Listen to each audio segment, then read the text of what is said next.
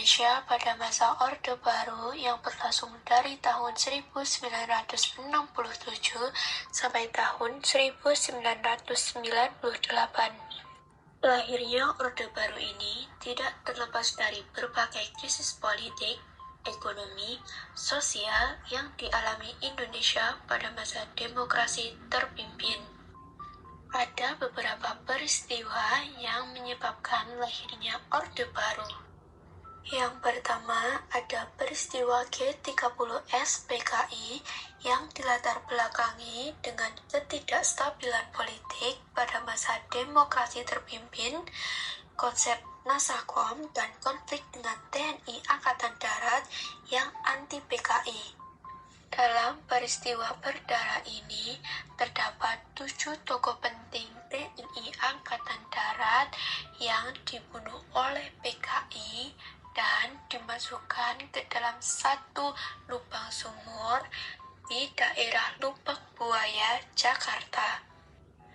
Pasca gerakan G30S PKI, kondisi politik di Indonesia sangat tidak stabil. Kepercayaan masyarakat terhadap pemerintah semakin menurun dan menyebabkan berbagai peristiwa yang membuat masyarakat marah serta muncul berbagai aksi terutama untuk menuntut penyelesaian terhadap pelaku G30S PKI.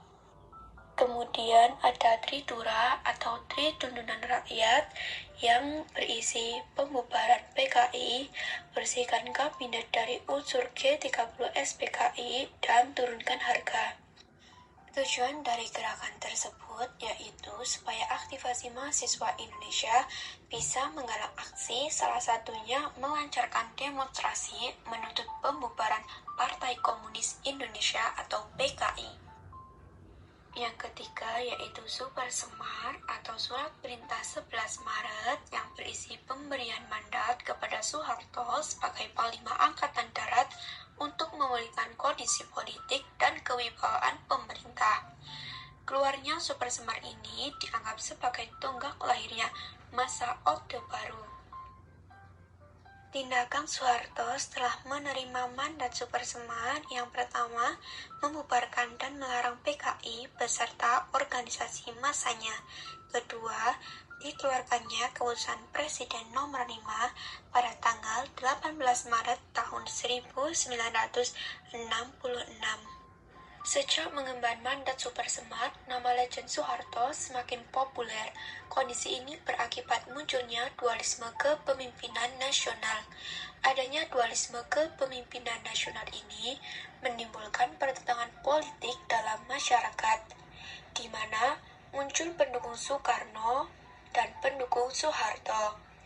Para pemimpin ABRI membujuk Soekarno agar menyerahkan kekuasaan ke Soeharto. Sahabat Soekarno, Mr. Hardy, memohon agar Soekarno mengakhiri dualisme kepemimpinan ini. Pada tanggal 22 Februari tahun 1967, Presiden Soekarno secara resmi mengundurkan diri dari jabatannya. Dalam sidang istimewa MPRS pada tanggal 7 Maret tahun 1967, dihasilkan ketetapan MPRS nomor 30 yang berisi penarikan mandat Soekarno atas segala kekuasaannya dalam pemerintahan Indonesia.